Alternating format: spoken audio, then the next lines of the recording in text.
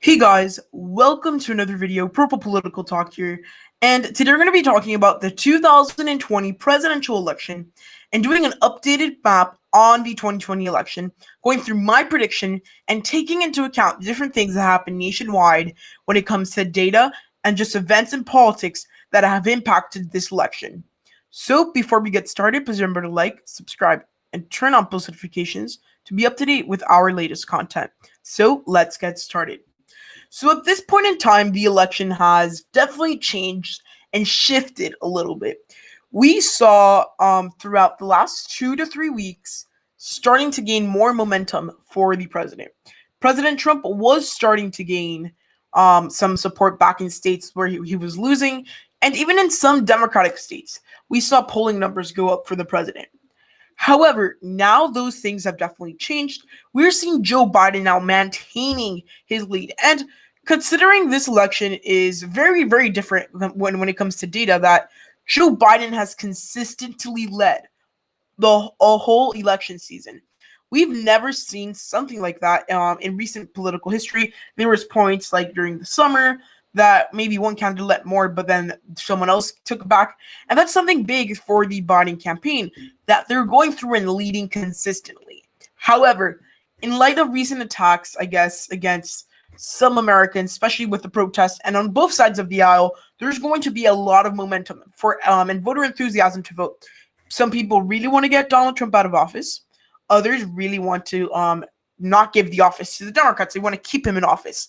Those different things are moving a lot of people to vote, and this election will be high turnout, however you look at it. Republicans, they're looking for high turnout because at this point, they're running campaigns for people to register to vote, and that's really important. And at this point in time, in many different states, we're seeing the Republicans starting to gain advantages over the Democrats compared to where the Democrats have performed in past years. And why am I saying this? Because look at states like Florida, where Democrats need to win the Hispanic vote by a large margin to be able to win the election in Florida. At this point, that is something that's not occurring. It's going to be very tough for the Republican Party to lose in certain areas of Florida, or lose like the whole state as a whole, because the Republican Party is gaining support in certain areas of Florida. And of course, you will have those voters that will, at the end of the day, end up flipping. However, those voters, at the end of the day, are also going to be with voters that are flipping from Trump to Biden. So this election is being shaped by how people are making their decisions. And at the end of the day, it is those decisions that will affect the race and the future of our country for the years to come. So our starting off electoral map is 113 electoral votes for the Republicans and 190 for the Democrats. So one thing we can tell here is Republicans lost a lot of their safe states, or they left the column after the big Black Lives Matter growth, and kind of the Republicans dived to a little bit of unpopularity. Well, when it came into mid-June, late July, anywhere like from that time frame. And from then, we're starting to see them pick up some back of their states and put them in the safe margin again. However, some of those states have stayed there for good. And that's what we're going to talk about first. The likely Republican states. These are states that the Republican Party could be able to win by 5 to 15%. Just looking at recent polling numbers and all the data that we have, whether it be observations from experts, my observations, all these different things. So currently, there's a couple states like this, and those are the states of Alaska, Missouri, South Carolina, and as well as Maine's 2nd congressional district. So these are a little bit of, I guess, tougher calls to make, especially in Maine, because that is a district that's very interesting. But first, I wanted to talk about the 3 big states. In Alaska, we have a very anti-Trump movement in certain aspects. There is a lot of Republicans, and it's majority Republicans here, as well as the fact that we do have a third party in Alaska, the third parties have a big presence in Alaska, which really gives the Democrats a chance. If they can get those third-party voters and say, we are anti-Trump, then we could see the Democrats make a pretty good contested race in Alaska in terms of like presidential years, which we haven't had a really competitive race in a long time. And I think, honestly, Joe Biden is probably going to still lose here. However, Donald Trump should be able to win by around 10%. And when we go to Missouri and South Carolina, it's a completely different story. Here we're talking more about minorities, especially African Americans, that are turning out for Democrats. And these are areas which are growing areas with minorities. In South Carolina, it's trending a lot more blue. We're getting more Democrats elected to Congress. All those different things really help out Joe Biden and his momentum. In Missouri, we have a very big movement of progressives, especially in the St. Louis area, which could get them out a lot of votes. And at this point in time, these are states that Donald Trump has wrapped up. However, those states were narrowing down, and now I think they've stayed stable, even not going up for the president. However, in both of these states, I think it could come down to around 10% in favor of Donald Trump. The last state in the likely column for the Republican Party is the state of Maine's 2nd Congressional District. I think Donald Trump may be able to win here by 5%. This is a state that, or a district rather, that's hard to call. We do not have as much data from here, and the data we do have, it shows pretty much split down the middle. However, I think that Donald Trump is going to overperform what he did in 2016 in this district, although those things are subject to change, and this election is changing very quickly. So that's something to take into account. So the Democrats, they probably won't win here. However, I think they do have a chance, but I think Donald Trump is going to win by a likely margin. So now that we filled in the Democratic or the Republican likely states, and why don't we move on to the Democratic likely states at this time? So at this time, I would say that there's a couple states where the Democrats are doing very well, polling very strongly, and when it comes to fundraising, when it comes to enthusiasm, they are performing very well. These are states like Nevada, Colorado, states like not Wisconsin, but Virginia, states like New Hampshire, states like Minnesota in this case. These are all states that the Democrats have a lot of momentum in, and they could truly win here by likely margins. So this is essentially a very good year for the Democrats, and just looking off by likely margins, they have a very good map. And here's the thing, the Democrats are playing the offensive game, a much easier game to play in politics.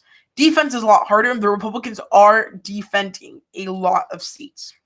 And when it comes to a lot of these states, they're right now in the likely margin, but as we start seeing some more clarity when it comes to things like where Latinos are voting, all those different things, this map might definitely change, especially in Nevada and Colorado, which in those two states, Biden has a pretty good lead, about 5% in Nevada when it comes to polling averages, and about 10% in Colorado. These are strong numbers. However, here's one of the things I'm seeing for Joe Biden that really might not help him out. He's not campaigning too much in these states. And Donald Trump has started to gain support amongst all Latinos. In states like Florida, it's been more drastic because there's a lot more conservative Latinos. But nationwide, Donald Trump is improving from what he did in 2016. If that ends up being the case, not that these states would ever be out of reach, because I think there's a possibility Donald Trump can win here. However, they're a little bit further out of reach. I think, honestly, Joe Biden will need to start appealing more to Latinos across the nation to maybe even solidify completely these states. Right now in Nevada, I would say that he's winning by around 6%. In Colorado, I would say he was winning by 9%. So those are states where the Republicans are not even trying. However, if the Democrats start giving up a little bit more on Latinos, because they're playing the strategy, I mean, they always play this, and I think this is one big issue I see with the Democrats, at least when it comes to their campaign structure. They forget a group of people the past election. They just move on to those group of voters for the next election. And honestly, that's something that we're seeing. And it's a trend that if they don't solidify all their key voting groups, then it's going to be a mess for them. So those two states are interesting because there's more minorities. When it comes to Virginia and New Hampshire, it's more states that think like suburban. Think about these states have suburban ideals, even though the whole state might not be suburban. And essentially speaking, these states are important, but not that important for the Democrats because they have other pathways to victory. But at this point, it's very likely that they would win. Biden is constantly leading in polls in both of these places by likely margins at that. Very interesting. The most interesting call I made for the Democrats in the likely column was the state of Minnesota. And here's the thing. Biden is leading by 5% or 5%-ish in the polls, 5-ish%. So those margins alone would tell me it's in the likely margin. But I think, honestly, the Democrats are going to do very well when it comes to the state of Minnesota. These states, especially in the Rust Belt, they tightened up when it came to 2016. And of course, it was an election where you had two very unpopular candidates, but a lot of these voters, especially in the Midwest, saw Donald Trump as a president or a presidential candidate that would bring change and would be different to what usually is in Washington. So that state, we can see that essentially Joe Biden is probably going to have to bring back some voters, which he will, to make it like this. And I think he could win there by 5%. Again, the BLM movement this time around started in Minnesota.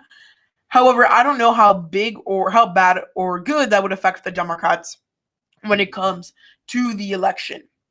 So now that we've filled in both the likely states for the Democrats and the Republicans, let's go on to fill in the lean states for both the Democrats and the Republicans, starting off with the Democratic Party.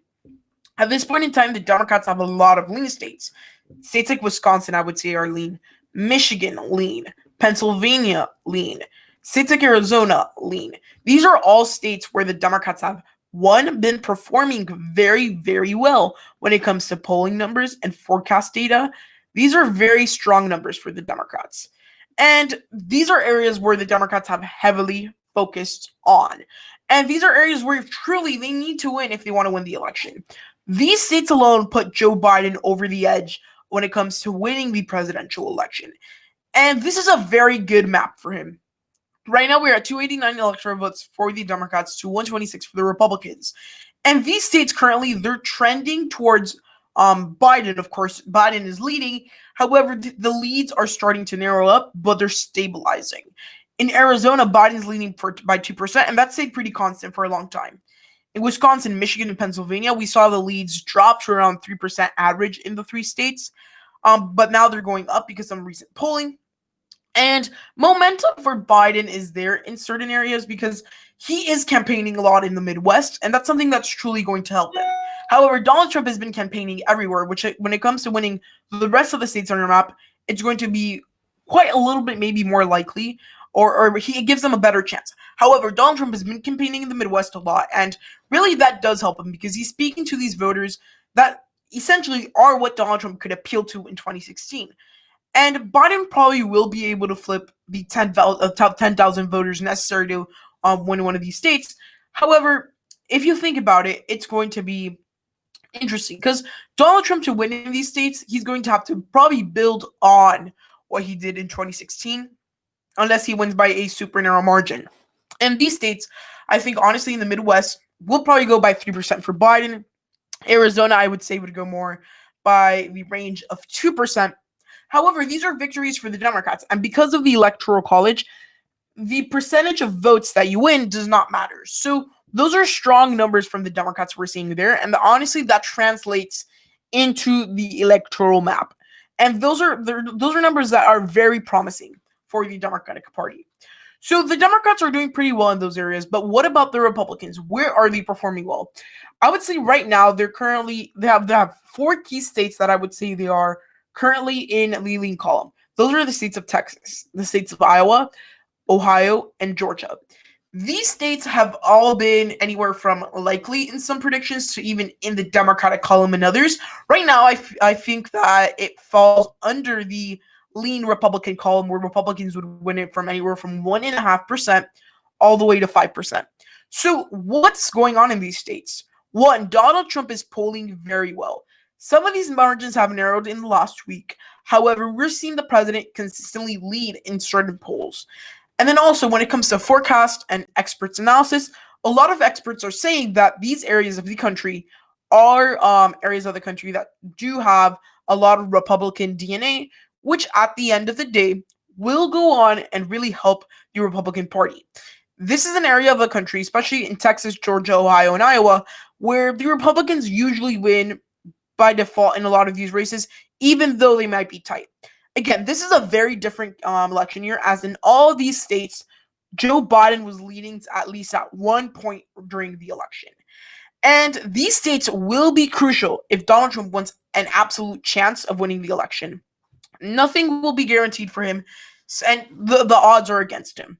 However, he needs to win these states like Texas, like Georgia, like Ohio, like Iowa to even have a chance to win the election in those states. So at this point in time, I think in Texas, we're going to see a race by around 3 points in favor of Trump. In Georgia, I think it's going to be a little bit tighter, maybe 2%.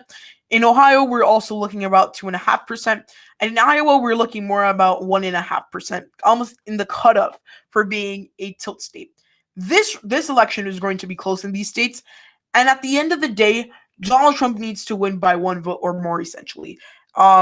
Again, if one vote or more happens, that's going to be a big mess when it comes to counting votes and recounts and everything. But it's truly what the Republican Party needs. And I think at this point in time, the Republican Party is they're performing a lot better than they have in the last couple of weeks, because they're starting to gain the momentum that comes right before Election Day, and that's the momentum that we know Donald Trump is very good at. So now, here's the thing. We're starting to see the attacks on from Biden to Trump getting stronger on both sides. And at the end of the day, the debates are going to be what ends up deciding a lot of these different things. But these states, as of right now, September 15th, 2020, they're states that are pretty solid for the Republicans, and they would go by 2%. So those are all our lean states for both the Democratic Party and the Republican Party. Now that we have 204 electoral votes for the Republicans, 289 for the Democrats, let's take a look at the tilt states, the closest states in the 2020 presidential election. At this point, there is one state that is really down the middle, and that would be the state of North Carolina. Right now, I believe that Donald Trump is winning in Nebraska's 2nd congressional district. That district is conservative. At root, they have a lot of progressive there that vote out if it's the right candidate that would move all the voters. But in reality, Donald Trump probably has a solid grasp on those states. Now, going to the state that I said was really down the middle, and that would be the state of North Carolina. This state is currently falling down a path of being very flip-floppy until Election Day. This state shows us that really the Democrats have started to gain advantages when it comes to demographics and all these different things down in the Sun Belt. So here in the state of North Carolina, I think the Democrats are currently narrowly leading by a small margin. Again, a lead is a lead. And at this point, Joe Biden is leading here. We see some recent polls having Joe Biden narrowly ahead. The polling averages have him ahead by 1%. And recent forecasts and political analysts put it in the tilt column, and I would agree with them. At this point, the Democrats have a lot of base to pick from. They have to get all of them out to vote. However, if it turns out being that mail-in voting will be a mess, for the Democrats, that could mean losing states like North Carolina. So that's the state of North Carolina. And last but not least, we have the state of Florida, which at this point in time, I think the Republican Party is winning by a tilt margin. And here's the thing with the state of Florida. This is a state where a lot of people are saying that there is a big exodus of Republicans or moderate Republicans in certain areas of states going to Joe Biden. And that is true, especially amongst the I-4 belt in the Orlando to Tampa area. Those areas of the state are currently, some of them have losing smaller percentages of the Republican voters moving on to the Democrats. However, here's the thing. In the state of Florida, we also have a very big exodus from the Democrats of Latino voters. Joe Biden isn't appealing to Latino voters, while Donald Trump is. That's something that we must analyze. And we're seeing some polls that came out recently by NBC Marist, which are some of the most respected pollsters in the nation, that had 15% decrease amongst Latino voters for Joe Biden compared to Hillary Clinton. And in the largest Democratic county in the state of Florida, Miami-Dade County, we saw Joe Biden lose 13% support from Hillary Clinton. Considering this is 1 million voters we're talking about, that's 130,000 voters that we're seeing Joe Biden kind of lose in this state, because at this point, he's losing that support in those areas because the Latinos are currently not going for him. So at this point in time, that's something that's very, very interesting to see. And especially since at this point, the state of Florida is crucial for a Trump victory. If Donald Trump wants to have absolutely any chance at victory, it's going to have to be through the state of Florida. There is just not any other way. So this is my 2020 election prediction and my electoral map for the 2020 presidential election. And I hope you guys enjoyed the update for the electoral map. And we'll be doing these very often now that we're getting closer and closer to election day. So guys, I hope you enjoyed the video. If so, please give it a huge thumbs up, like, subscribe, and turn on post notifications to be up to date with our latest content. Hope you enjoyed the video, and goodbye.